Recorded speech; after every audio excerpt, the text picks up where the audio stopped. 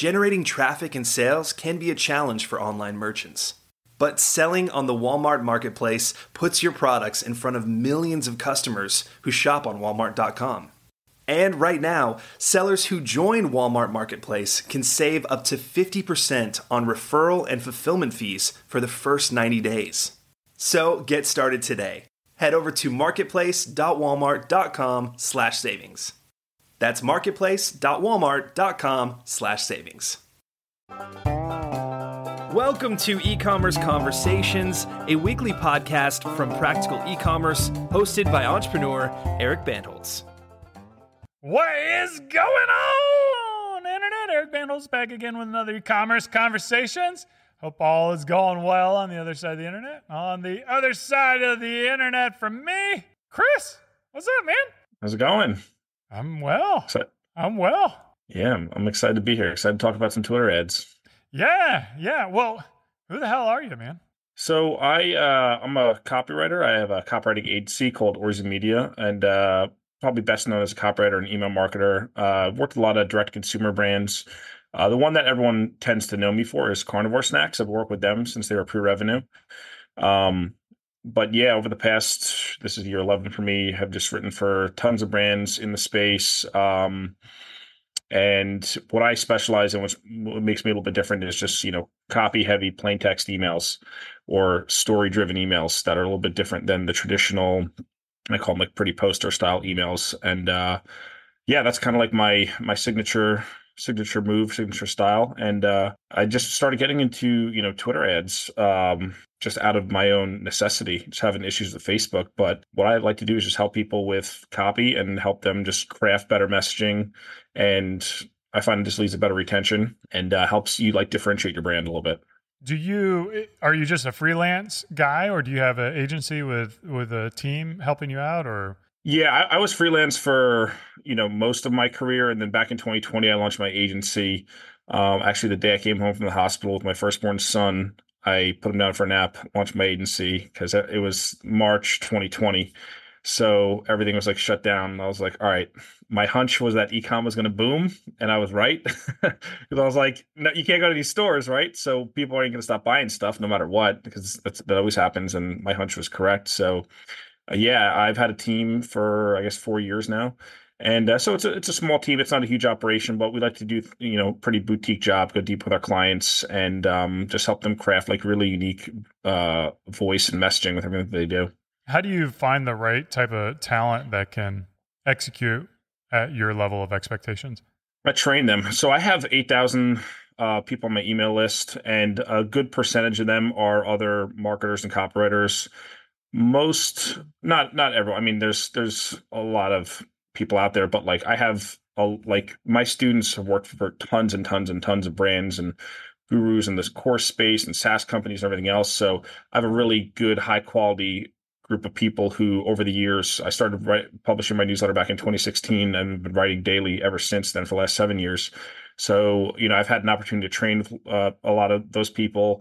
So a lot of times when I recruit for my own organization, I just pull people from my audience. I just pull the stars from my audience and say, okay, these are the people I've seen their work. I've seen what they've done with other brands. I've tested them out. I'm familiar with their stuff. So it's kind of like a nice feeder program for what I'm doing. Do you find that you have to deal with a lot of turnover, or do people get bored, going from an in-house to an agency, or vice versa? Do you see that kind of movement with your people? Not a ton. I know that happens maybe with some bigger agencies. The reason I think that we don't have that problem is we do have a lot of variety of clients coming in the door. So I like to try to find people who, sometimes with writers or any type of creatives, there's sometimes people who I only do alternative health, or I only do this kind of product or that kind of product. But I like for people who have range and who like writing for immersing themselves very fast in a different type of product category.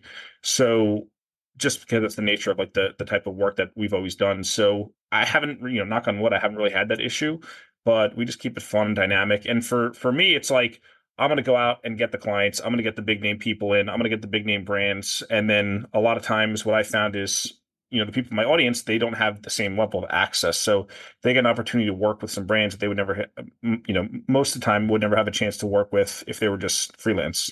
Okay. So one of the things that I just had a conversation with my buddy Will Roman over at Chisos, and he's been trying to figure out how to bring on help to, help him scale, help operations, help marketing.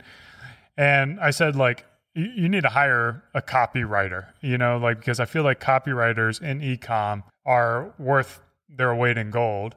And I want to talk about, like, what are the things that you identify as a good copywriter who can create copy that sells, versus just someone who is good at grammar? So there's a few main things that I look for. Like I'm looking to bring on a writer right now, actually. So I've been going through a few applications, and I'm like, just send me your samples. And it's funny, I've had to like create a process because it's in my brain, right? So I've had to actually like be like, what am I actually looking for? So like when I was looking through this writer's stuff yesterday, I was like, I saw, a landing page, a couple emails, a video script.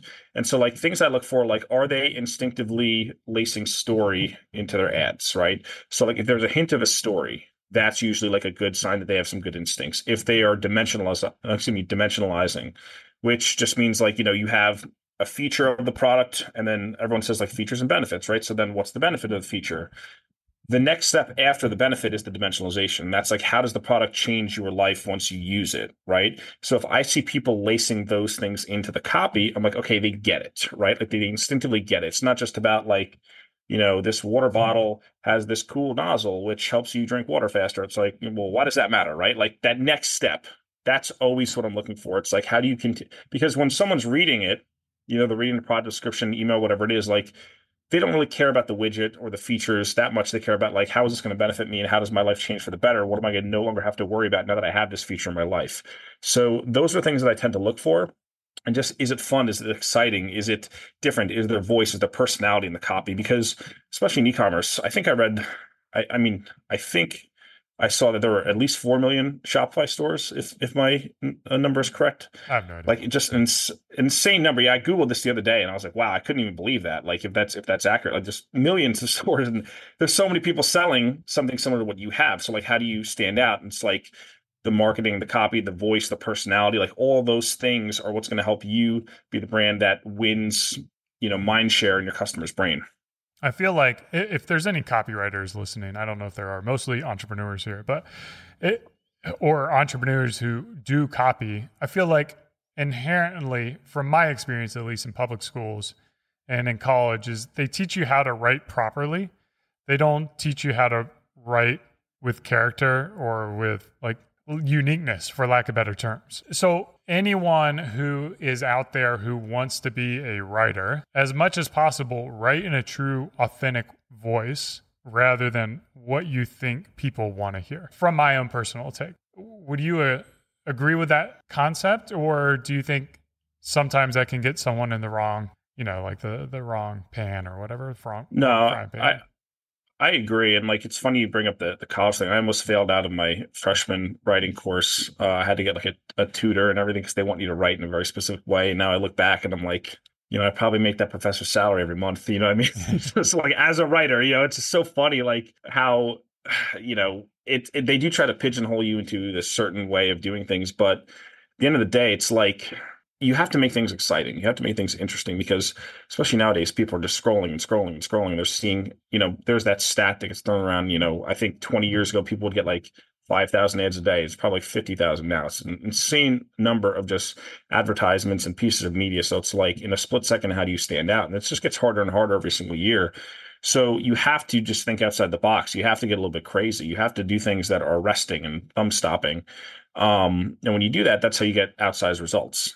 How do you, so you talked about training them. Do you have any recommendations for content for people to leverage or to learn from on how to become a better copywriter? Yeah, I have a ton of stuff on my blog. There's a lot of good teachers out there, one of the other things that I do is I just look at a lot of like old space ads too, like, from like the 70s. There's a lot of like good old like Porsche ads. There's every different type of industry. There's like these really just epic, amazing, oftentimes they were written by big brands, but you can even find like long form Ford Motor Company advertisements from decades past. So like the whole like long form copy thing, it's not really a new thing. It's been around forever. And in fact, it used to be kind of the norm for most industries and most products before we had, video and everything on the internet now. So, if part of it is just being curious, part of it is just immersing yourself within the industries that you're working in, seeing what everyone's doing, and then also looking at other industries and seeing what you could borrow, what type of frameworks, what type of stories, what type of formats, and just like you really just have to be like a truffle hound, right? Just keeping your nose to the ground, just looking for good angles that you could, adapt and modify and expand upon and improve upon for the products that you are selling. So I want to segue this into Twitter ads. That's the big thing I want to talk about in this episode. Meta ads have gone through the roof, or they've been hyper volatile. And I'm a big time Twitter user, for those who don't already know. But I see, Elon reposting all this stuff about how Twitter ads are super cheap and, like results are killer. And, I'm a little skeptical. Are you seeing people making money on Twitter currently, or X? Yeah. And I was skeptical too, because for the longest time I had heard from so many people that are like, oh, don't even waste your time. Like and I think maybe in years past that might have been true. I think probably pre-Elon, back in like the late 20 teens, definitely that was the case. I even tried to use the platform back then. I was like, this thing is wonky, but they've made a lot of improvements. And like, I had this similar frustrations. I was locked out of my Meta account for over a year just because I forgot to transfer the 2FA token from my old phone to my new phone. Then I wiped the old phone. I sent it in. So like I couldn't get back in no matter what I tried. I couldn't talk to someone on Facebook support. So I was like locked out. So finally, like I made a new account and I was getting a new ad account set up, and it was just like I was just having trouble with it. And I was like, let me explore some other avenues. And I was like, what about Twitter? I was like, I'm on Twitter all the time. And I started like looking around. I started noticing ads. And some of these ads were like they'd have 10 million impressions on them. And I'm like, okay, I think they're probably cheaper than other platforms. But I was like, even if they're 50% cheaper, let's just say, right, or 75% cheaper, how much money do you have to spend to run an ad up to 10 million impressions, right? And then I saw other ads that had 24 million impressions, other ads that had 6 million impressions, one ad that had 55 million impressions. So I said, okay, and these are big successful brands in the DTC space, right? And I said, I don't think those people are idiots who are running those ads, right? Like, I think they're probably pretty smart. And I think there's a reason that they're doing this. And I think there's a reason that they're continuing to spend money to the point where an ad can get to millions of impressions or tens of millions of impressions, right? I even saw one ad that had like 112 million impressions. And like, when you think about a Super Bowl ad has 106 million or 107 million impressions, give or take, right? Given the year. So I was like, there's got to be something here. And then I would see these like obscure brands. Like, there was this one brand, one of the first brands, it was, I believe it was called Rachel's Texas Kitchen. And it was this like family of Mennonites, and they would sell like 11.99 jars of peaches and beets and pickled vegetables. And I was like, hold on, they're making it work. Their ads have like millions of impressions, each one of them, right? And they're selling fruit that you could buy in the grocery store. I mean, it's probably much better than anything you buy in the grocery store, maybe comparable to like a farmer's market or something. But I said, okay, they're spending money. They're running a lot of different ads. I'm seeing these ads all the time. So I was like, there's got to be something here. And then I started noticing like Hexclad was running ads, and Ridge Wallet was running ads, and some of these other big, DTC brands in the space were running ads there. So I said, okay, you got all these people over here who are saying Twitter ads don't work. But then you have all these companies over here that are clearly running ads all the time, testing out different formats, running them up to super high numbers. So I was like, well, who's right? Right. And I was like, they probably work for some people. So I started experimenting myself and started launching a few campaigns, and the costs were super cheap. I mean, some of my campaigns had 38-cent CPMs. I was getting clicks for like, a quarter maybe, right? Given the different campaign, maybe a little bit more sometimes. And we have clients right now who are getting clicks anywhere from like 8 cents to 79 cents, right? So again, not that that's necessarily the most important thing, but I started experimenting this with my own, for my book, for my lead magnet, for some services, and I was getting leads. And I was like, okay, well, clearly it works. And then you think about it, it's like, I go on Twitter, I buy stuff, people recommend things, people post links, I buy stuff all the time, and just organically. So I was like, what is an ad? It's just taking a piece of content and then just adding some targeting parameters to it and then expanding the amount of impressions that you give it, right? So why would it not work in theory? So then I just started doing this more and more. And now I work with a handful of clients doing this stuff, just kind of as like a little side project for me. But it's pretty cool. Like, they work pretty well. I mean, there's definitely some nuance. It's definitely a different platform than Meta. With Meta, they want you to just like pop up an ad, pop up your creative and say, go 18 plus US and just find my people. And what's cool about Meta is like so many data points. They know who your people are. But the downside of that is that some clients that I've talked to have, they might be spending hundreds of thousands of dollars or more a month. What happens is that, there's like these internal buckets within Meta, or I guess the best analogy I have for it. It's like, so within the bucket, when your ads are in the bucket, you're making sales all the time, but like sometimes it's hard to scale out of that bucket into a new bucket of inventory, right? And people get capped out with the amount that they could spend. They just can't push it any higher in a profitable way. With X, you have a little bit more room to run because you could choose your targeting parameters. So it's almost a little bit more like Google PPC or direct mail, where like with direct mail, like back in the day, it's like you would rent individual lists. You would take your letter and say, I want to rent this person's list. Okay, how did this perform? Let's do this person's list. And you would roll out your campaign to all these different list universes. You can create those list universes within the targeting parameters of X. Okay. So, X is going to be more kind of, I would just describe that as like old school digital marketing where you have to do audience building. And in addition to that, like keyword targeting, right? So you're building your own audience that you're going to target. So like there's a little bit of skill in that. Like how do you do that? Like is it better to build on keywords? Is it better to build based on, content creators and their profiles? Or is it better to build on like demographics? So it's a little bit of all three. Demographics definitely are big. And a lot of times I just looking at like Google Analytics data. And sometimes with clients, like I had one client who, over 60% of their customers were female. So I said, why don't for this first campaign, why don't we just target, like, I think if it's like you have one bolt in the gun, it's like, how are we going to hit the target? It's like, let's just target females and let's just say, okay, we're going to run this specific campaign because it skews more. And then even within the age parameters, I said, let's make the age parameters a little bit higher than normal, just because that's where they're, the most amount of sales were coming from. So I said, let's start there. And then what we do is layer on the keywords and the follower lookalikes. They're called profile lookalikes. So the way that works is essentially like you could choose 10, 20, 30 profiles, and then it'll generate a lookalike audience based off their followers. Now, I have to imagine that it might just be mislabeled. I'm not exactly sure. There's a few wonky things in terms of the UX inside the dashboard they're still working on. But I would imagine a large percentage of people, like if you're in one specific industry or one specific, topic cluster of people, there's these little corners of Twitter. It's like esoteric health Twitter and, architecture Twitter and, sneaker Twitter. And like, there's all these different like little like hobby corners, right? So I would imagine that like you're going to get a lot of even if you do a lookalike and it's not all of their followers, if you have 10 other people who are in that circle, you'll get enough of those people, right? So a lot of times it's finding good follower lookalikes where you can get a significant amount of people. You want to definitely have at least a few 100,000, if not 1 million people within your targeting pool, generally speaking. Unless it's like, you're a higher end B2B SaaS company and you only have 5,000 people on earth who might be customers, and then you might want to target just some smaller like super high end profiles. That happens sometimes, right? So it's a little bit of just like researching the audience. But if it's a more mass market product, you can go obviously more mass market. I had one of my clients, they are they have an anxiety telemedicine business, and they also have an insomnia product as well. And they just ran it super broad like Meta, and they were actually able to make sales that way because I think for that, it's just there's so many people with anxiety and these kind of issues that like, you could just let it run, right? But not every business is going to be like that. So it is better to dial it down a little bit more. But they also have this feature that I'm not sure I could see why this might work, and I could see why it might be a waste of time. Like they have this button in the ads manager called optimized targeting where you can click it on and it will use the information that's gathered from the campaign and your targeting parameters and make it more like a meta experience where it'll go broad and test out different pockets of people. I've had success with some clients with that, and some clients it's tanked the results. I'm still trying to figure out, like, when I've talked with their team, they're like, oh, you should be using that button.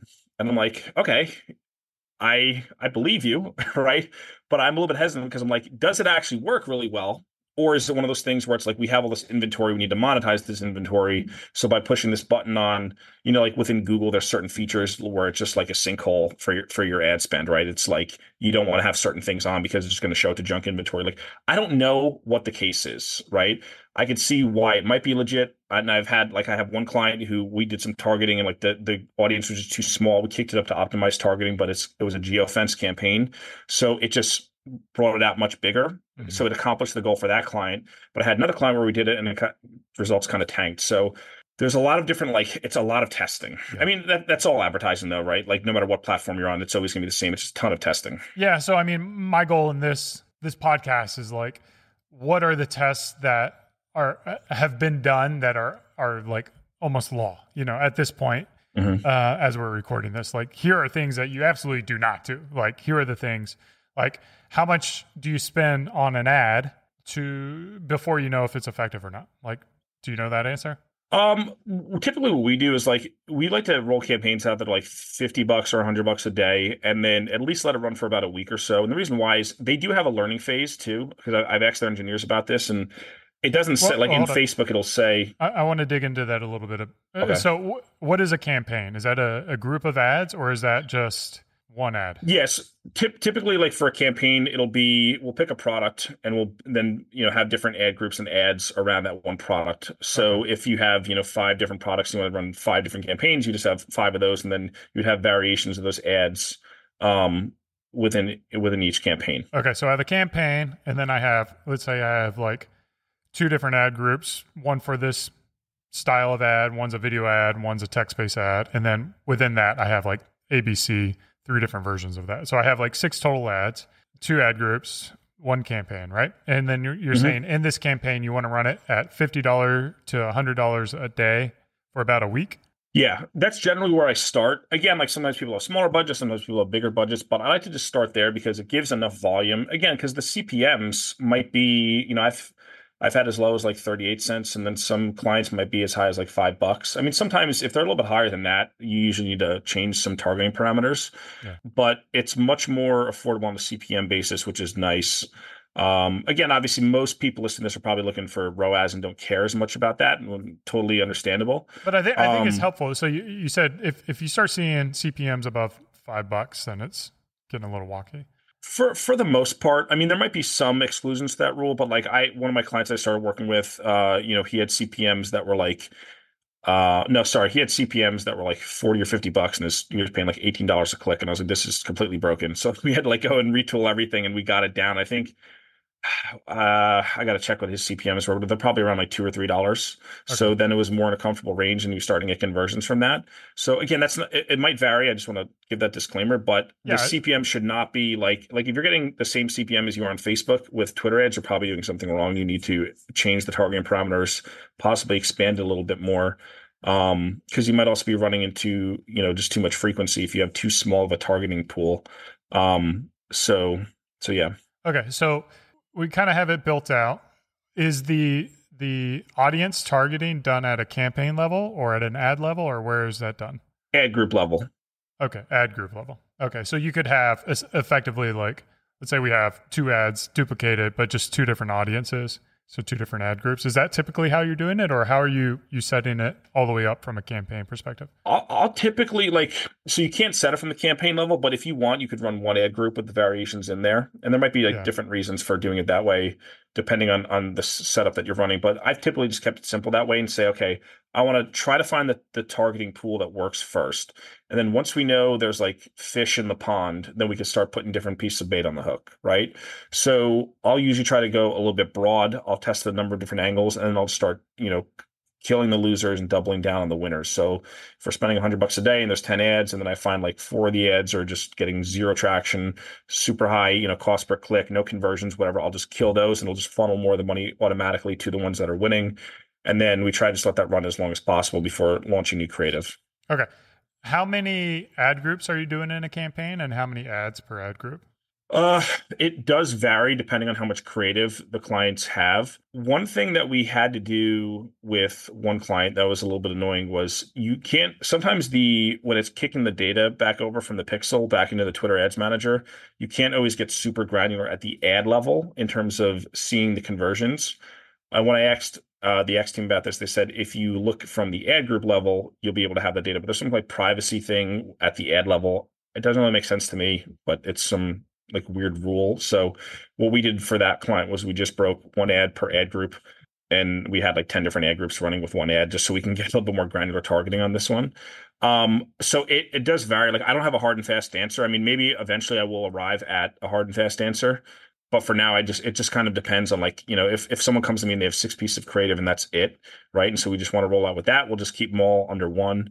If they have a ton more, then sometimes we'll break it out into different pieces. But Okay. So yeah. it's kind of more creative basis that you'll go into. But because I always wonder, like, if I've got 10 different ad groups in one campaign, is that giving Twitter too much? Or if I just have one, is that also like messing with things? So like if there is or isn't a sweet spot, it's kind of good to know. Let's dig into like ad creative and strategies for that. Have you seen any type of, like, Twitter's nice because you can now do long form posts in it. So you can do that long storytelling, copy-based stuff. You can do, like video ads. You can do, what kind of strategy should people start with from an ad creative strategy? So we made everything work. We made long form ads work. We made videos work. We made static work. I think the easiest thing for most people to get started is just take some winning static from Meta, because most people listening are probably already advertising there, and roll that out. So like take your best winners and say, okay, we're just going to roll it out with, some small copy there, have a link in the body text as well as, a link on the actual ad itself. But static ads tend to get significantly more reach in terms of impressions. Again, that might not always be the most important thing, obviously, but I just noticed that from like a CPM perspective and just overall impressions perspective, the statics definitely get a further and wider reach. They've stated this publicly a number of times, like they're trying to push more towards to be like video first, just because I think personally, this is my assumption, is that, with the success of TikTok and Reels and everything else, like video is powerful. But while I understand why they're doing that, I like Twitter because it's more text-based. I think a lot of people do too. So I think that's why the statics might just get a little bit more reach. Again, this is just anecdotal observations, and theories. But I think if you just start with static, it's solid. But we made video work too as well. I mean, if it's a good captivating video that demonstrates the product, dimensionalizes it, it's attention grabbing, it could work really, really well. The cool thing about it too is that like with like I've seen ads get a lot of just like extra engagement from just being like showing up natively in the feed. Like I feel like the feeds work a little bit different. Like if someone shares something, like shares an ad on Facebook, I feel like it doesn't have as much power as like if someone shares an ad on X. Like I've had people retweet my ads and things, and that drives a lot of new engagement and clicks and profile views and followers and those kind of things. I could be wrong. I feel like it doesn't happen as much on Meta in their ecosystem, but with Twitter, it's just more like open air, So you might have an opportunity if it's like a really crazy ad or really like unique concept, and it almost becomes like a memeable thing that gets a lot of like viral traction. Sometimes that happens. Well, I got a couple more questions for you. Like I have a personal account and I have a business account. Should my ads be under Beard Brand or under, me as the founder of Beard Brand? You can make them both work. It depends. Like if there's sometimes people run it from the business account if they're using, there's like an upgraded yellow check. I believe it's a yellow or gold check, whatever it is, where there's some extra incentives, ad spend credits, things like that, if you have that. So sometimes people like running it from the business account because of that. It also depends, like if you're very congruent with what you talk about as the founder, if you're kind of like a thought leader in the space, it works well. But if you're just like going to like I do a lot of like just shit posting on Twitter, right? So like I'll run it like for me, like services, like people are kind of like buying me or buying, what I'm talking. But like if it's like a consumer product and you're the founder, but you don't really talk about that stuff, it might make sense more to run it from the business account. But you can make it work both ways. I mean, it's not the most important factor, but a lot of times people will just click over and be like, oh, who is this person or what is this brand, right? And then, if it's optimized with the URL and the, header image and they see it, they get it, they click through, like that's another path that leads towards the sale. Yeah. And then let's talk about attribution. How good is, I've heard the Twitter pixel is not very good. How do you know when things are working or not working? Do you lean on the CPM No. the cost per click, or like where are you really trusting the data? The attribution isn't exceptional. It's not bad. I think they'll continue to improve it. I mean, what I think works best is if you can kind of like reduce the amount of variables, because like you'll see conversions reported in Ads Manager, and sometimes that'll maybe be a little bit different than what you see in like Google Analytics or Triple Whale or whatever. The problem is it's like it's still, I know it sounds weird to say this, but it's still such a like new platform, even though it's been around for so long. Like people really haven't historically done a lot unless you're like Netflix or DraftKings or these big, or MasterCard or Visa, who, these big, huge brands, right? That a lot of the cottage industry, softwares haven't built too many integrations for it, but that's starting to change. I mean, like Shopify just announced they're doing a new integration with X. They did that in February. I think they announced that. So like, I think we're going to start to see more of those integrations and cleaner attribution data being passed through. But what I tell people a lot of times, I say, just take whatever page, if it's a squeeze page, if it's a product page or whatever it is, or it's a single product focused landing page, whatever, and just clone it and just know like the only traffic that's going to that page is from Twitter. So that way you can at least measure that way. So it's a little bit cleaner. I think, attribution is always the toughest thing, especially nowadays too, because it's like maybe they see the Twitter ad and they click through to your profile and they Google you to look for reviews and then they land on your site organically and then they buy, or, it's hard to map the journey. We always try to get as close as possible, but I think if you can kind of separate it, using UTM, separate landing pages, things like that, you can get closer to, the truth of what it is. Where can you go for like ad inspiration? Because Facebook's got a nice library where you can look at everything, but does X have something like that? They do outside of the US, which is kind of weird. One of my coaching students is in England, and she sent me over a link, but I was having trouble viewing it because I'm not in the EU. If you go to like Big Spy, that's one software. I think it's called bigspy.com, I believe is the URL. I mean, they have ad libraries for just about every single platform, but they have a very extensive Twitter one. You can filter by industry. You can filter by impressions, engagement, style, static versus video versus whatever.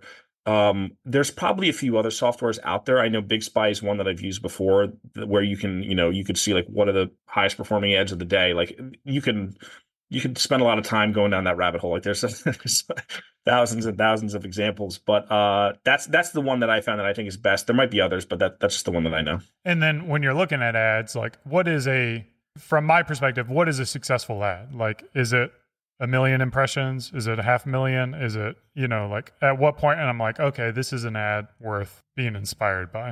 It's a good question. I mean, I think in general, there might be some exclusions to this rule, right? But I think in general, like the more impressions an ad has, there's a reason that it's being left on, We don't always know the reasons, obviously, right? Like sometimes if it's a huge corporation, they might just say, hey, here's our budget. We're just going to spend it. We don't care about the ROAS and things. So we don't always get to see, obviously, the inside of these campaigns, right? Looking from the outside. But I think as a general rule, like if it has a high engagement rate, I look at like impressions and engagement rate too. Because if someone's engaging with, you could look at the click-throughs, right? Like that's obviously one metric, like in your own platform. But if you can see, I believe Big Spy lets you look at like engagement rate. I think I need to just double check that. But if you can't view that, then just overall impressions, because again, like even if you're spending $1, $2, for a CPM, if something has 15 million impressions, like that's still a significant amount of money that someone's spending to keep that ad running. And it's like, you got to ask yourself why. Yeah. The final thing, you talked about engagement. I've noticed that some of the comments are incredibly toxic on X for an ad. Do you leave those on or you turn them off, or like, how do you manage all that? There's some new settings that they've rolled out, I believe this year, end of last year, in terms of like, I think it's called brand safety, or something along those lines, where you can there's two things. You could choose the type of content that it shows up next to. What I found this even on Meta though too. Like I've had people say horrible things to me there. Like oftentimes I'll just like delete the comments or block those people. If there's really like a lot of bad. You can't do that on X, right? You can't delete comments on your ad. Maybe not. Yeah. So, I mean, I've had some of that, but I've also had some of those, and then I've had some glowing comments, people tagging their friends. And like, so I feel like that's the experience. There's always going to be dipshits, like no matter what you put out on X, like it's a weird platform because you have like the smartest people in the world. You have, VCs, investors, successful entrepreneurs and founders, and scientists and physicists and like all these like genius level people. But you have on the other end of the spectrum like the absolute like knuckle draggers, like the worst people imaginable, and they're all hanging out in one place. So It's hard. Like, yeah, that happens sometimes. I mean, I would look to see, like, is that, if people saying like really offensive things, you might just turn it off and clone it, obviously. But if it's just people being idiot, like every time I run an ad, people are like, bald, you're a bald idiot. I'm like, okay, cool. Like whatever. Like, I don't think that's pulling down the performance of things. I had one person, they're like, you have a drop ceiling. I was like, cool, man. Like, what does that, does that matter? You know what I mean? Like, nice comment. I don't know. So like, it's always going to happen, but I've had that on Facebook too, and Instagram and things like that. So, I know that they're very concerned about it, and they've been rolling out a lot of controls. Maybe that's one of those features that they'll add in terms of like deleting those type of comments on ads. I don't, you just do the best that you can, I think, for now. Yeah. Where can people follow you on X? My handle is at Chris Orzy, ChrisOrzy, and tweet a lot, spend a lot of time on there. I like to chop it up, people have a good time. Do some good shit posting. Where else can people follow you, find you, support you? Yeah, my website is orzy.co. That's orzy.co. I have an email list where I write every day and just, publish things I'm learning and tell stories about stuff I've been doing with my clients. And yeah. All right, man. Well, I appreciate it. Go ahead. I have a book too. Can I mention the book? Yeah. It's called The Moat. It's on Amazon. It's about my system for growing brands. It's got a lot of examples and frameworks and things that you could use. Everything from like acquisition to email marketing, SMS, direct mail, like all that good stuff. Sweet, man. Check it out. The Moat on Amazon. Beautiful cover. I love that. Thank you. Illustration. That looks dope. As always, this has been another E-commerce Conversations. I hope you guys enjoyed it as much as I did. Hopefully you get some X ads going. That'd be exciting. Not triple X, just single X. As always, thanks. Cheers. Keep on growing. Thanks so much.